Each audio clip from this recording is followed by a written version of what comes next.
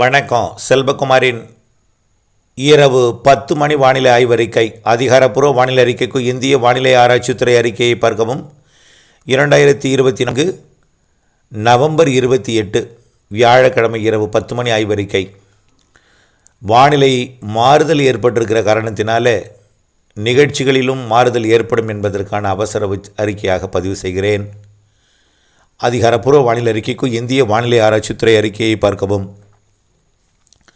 வங்கக்கடலில் உருவாகியிருந்த ஆழ்ந்த காற்றழுத்த தாழ்வு மண்டலம் நேற்று மாலையே புயலாக உருவெடுக்கும் என்று எதிர்பார்த்த நிலையில், இன்று காலை புயலாக உருவெடுக்கும் என்று எதிர்பார்த்த நிலையில், பிறகு நேரம் தள்ளிக்கொண்டே போன நிலையில் இன்று மாலை 5:30 மணிக்கு புயலாக உருவாக்கும் என்று எதிர்பார்க்கப்பட்ட நிலையில், அது நாம் எதிர்பார்க்கவில்லை, இந்திய வானிலை ஆய்வு நிறுவனத்தால் எதிர்பார்க்கப்பட்ட நிலையில், நாம் புயலாக உருவானால் செயலிழந்து கரை கடக்கும்னு சொல்லியிருந்தோம். புயல் உருவாக வாய்ப்பு இருக்குன்று இந்திய வானிலை ஆய்வு நிறுவனம் சொல்லியிருக்க காரணத்தினால அப்போ புயல் என்றால் எங்கே கரை கடக்கும் என்று ஒரு வழித்தடத்தை போட்டோம்.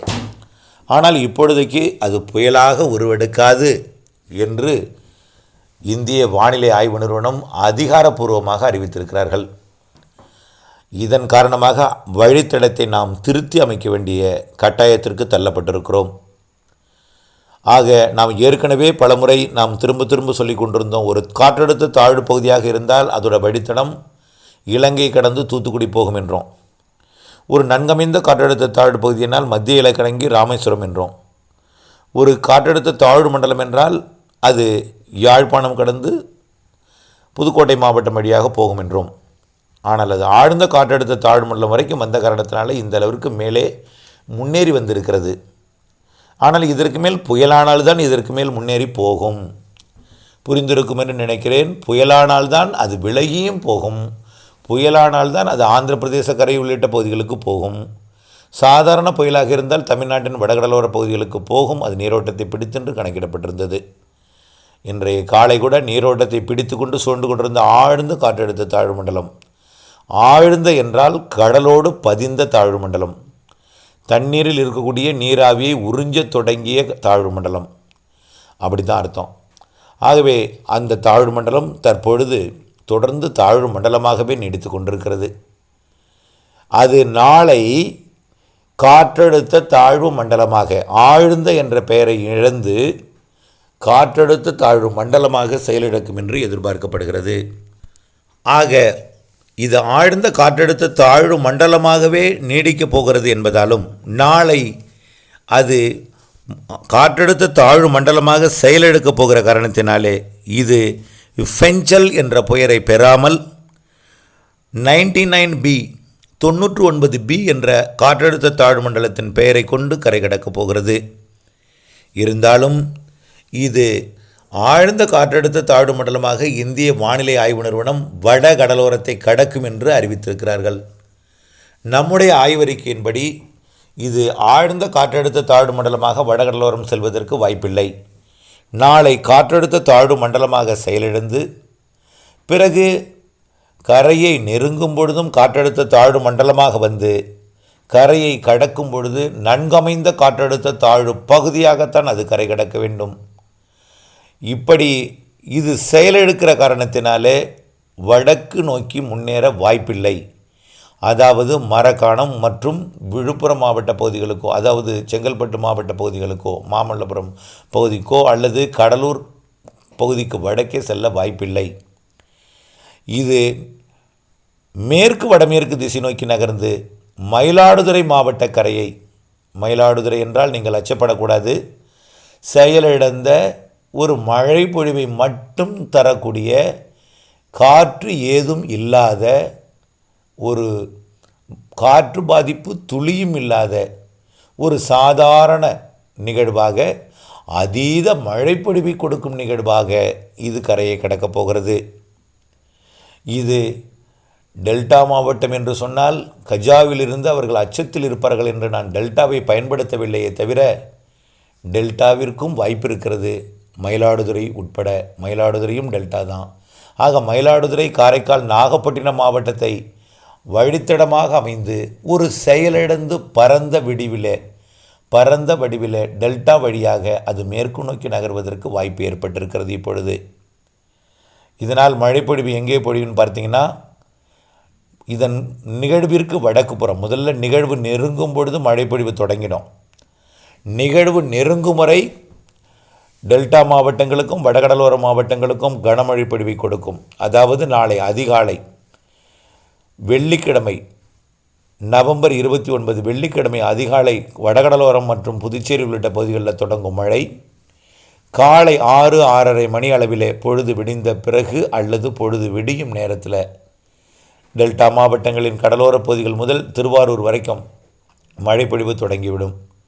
பிறகு படிப்படியாக அந்த காலை வேளையில் ஒட்டுமொத்த டெல்டா மாவட்டங்கள் மற்றும் வடகடலோர மாவட்டங்களில் மழைப்பொழிவு படிப்படியாக தீவிரமடைந்து மதியத்திலிருந்து நவம்பர் 29 வெள்ளிக்கிழமை மதியத்திலிருந்து கனமழை பொழிவாக டெல்டா மாவட்டங்களுக்கும் வடகடலோர மாவட்டங்களுக்கும் கொடுக்கும். அதே வேளையில் புதுக்கோட்டை சிவகங்கை மாவட்டத்திற்கும் மழைப்பொழிவு தொடங்கிவிடும். நாளை 29 மாலைக்கு பிறகு மிக கனமழை பொழிவு டெல்டா மாவட்டங்களுக்கும் வடகடலோர மாவட்டங்களுக்கும் கொடுத்து கொண்டு அனைத்து உள் மாவட்டங்களுக்கும் மழைப்பொழிவு முன்னேறி கொண்டிருக்கும். நிகழ்வு நெருங்கி கரை கடக்கும் நாள் 30 காலையாக இருந்தது. ஆனால் இது செயலிழந்து நகரும் என்பதனால வரும் வேகம் குறைவாக இருக்கும். இதன் காரணமாக 30 மதியம் கூட ஆகலாம் அல்லது 30 காலையே கரை கடந்தாலும் கரையில் ஏறியதும் மிக மெல்ல நகரும். இது மெல்ல மழைப்பொழிவை அனைத்து மாவட்டங்களுக்கும் 2 நாள் நீடித்து நின்ற மழைப்பொழிவை கொடுத்து கொண்டே குறிப்பாக சென்னை, திருவள்ளூர், காஞ்சிபுரத்திற்கெல்லாம் அதீத மழைப்பொழிவு தெரிகிறது. விழுப்புரத்திற்கு வடக்கே திருப்பத்தூர், வேலூர், ராணிப்பேட்டை, திருவண்ணாமலை, கள்ளக்குறிச்சி, விழுப்புரம், கிருஷ்ணகிரி, தருமபுரி, சேலம், நாமக்கல் என்று வட உள் மாவட்டங்கள் வடகடலோர மாவட்டங்களுக்கு நிறைய மழைப்பொழிவை கொடுத்து கொண்டு இது உள்ளே போக முற்படும் பொழுது தென் மாவட்டங்களுக்கும் நிறைய மழைப்பொழிவை கொடுத்து கொண்டு டெல்டா மாவட்டங்கள் மீது அமர்ந்திருக்கும் பொழுது மட்டும் கொஞ்சம் ஓய்ந்திருக்கும் மழை பிறகு விலகி இருக்கும் பொழுது மீண்டும் மழைப்பொழிவை தொடக்கி மேற்கு தொடர்ச்சி மலை மாவட்டங்கள் வழியாக அரபிக்கடலை நோக்கி நகரும் பொழுது அனைத்து மேற்கு மாவட்டங்களுக்கும் நீலகிரி, கோயம்புத்தூர், ஈரோடு, திருப்பூர், கரூர், திண்டுக்கல், திருச்சி மற்றும் தேனி, மதுரை, புதுக்கோட்டை மாவட்ட உள்பகுதி, திண்டுக்கல் மாவட்டத்தின் பகுதிகள், சிவகங்கை மற்றும் எல்லா அரியலூர், பெரம்பலூர், கள்ளக்குறிச்சி, திருவண்ணாமலை எல்லா வட உள் மாவட்டங்களுக்கும் மழைப்பொழிவை கொடுத்து இறுதியில் நீலகிரி மற்றும் வால்பாறைக்கு அதீத மழைப்பொழிவை ஒரு ரெட் அலர்ட் கொடுத்து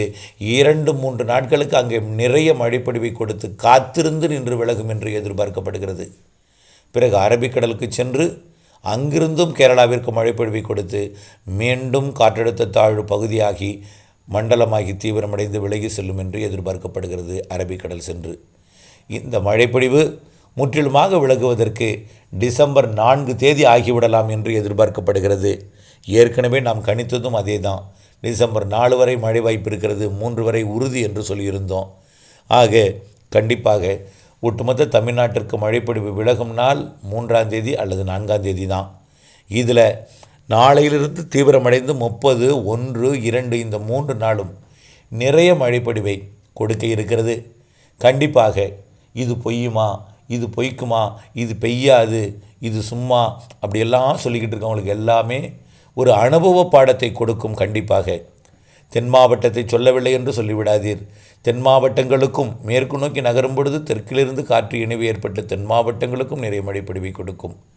மேற்கு தொடர்ச்சி மலை மாவட்டங்களின் ஒட்டுமொத்த பகுதிக்கும், அணைகள் நீர்பிடிப்பு பகுதிகளுக்கும், கேரளாவிற்கும், நீலகிரி, வால்பாறை, கொடைக்கானல் உள்ளிட்ட பகுதிகளுக்கும் அச்சுறுத்தும் மழையாக நீலகிரிக்கு இருக்கும், வால்பாறைக்கும் இருக்கும்.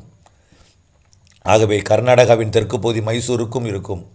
ஆந்திர பிரதேசத்தோட திருப்பதி உள்ளிட்ட பகுதிகளுக்கும், சித்தூர், குப்பம் மற்றும் கோளாறு, தங்கவேல் உள்ளிட்ட பகுதிகளுக்கும், நெல்லூருக்கும், ஓங்கோல் வரை இந்த மழைப்பொழிவு எட்டி பிடித்து கொடுக்கும்.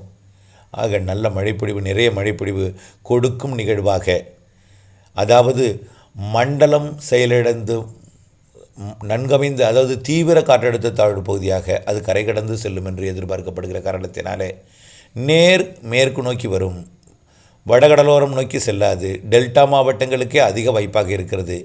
ஆக இதை ஒரு அச்ச உணர்வாக எடுத்துக்கொள்ளாமல் காற்று இல்லாத, புயல் இல்லாத, காற்றே பாதிப்பே இல்லாத மழை பொழிவை நிறைய கொடுக்கும் நிகழ்வாக நீங்கள் எடுத்துக்கொண்டு தொடர்ந்து வானிலை அப்டேட்ஸுடன் இணைந்திருக்க அன்போடு கேட்டுக்கொள்கிறேன். நன்றி. காலை 4:30 மணி அறிக்கையில் சந்திப்போம்.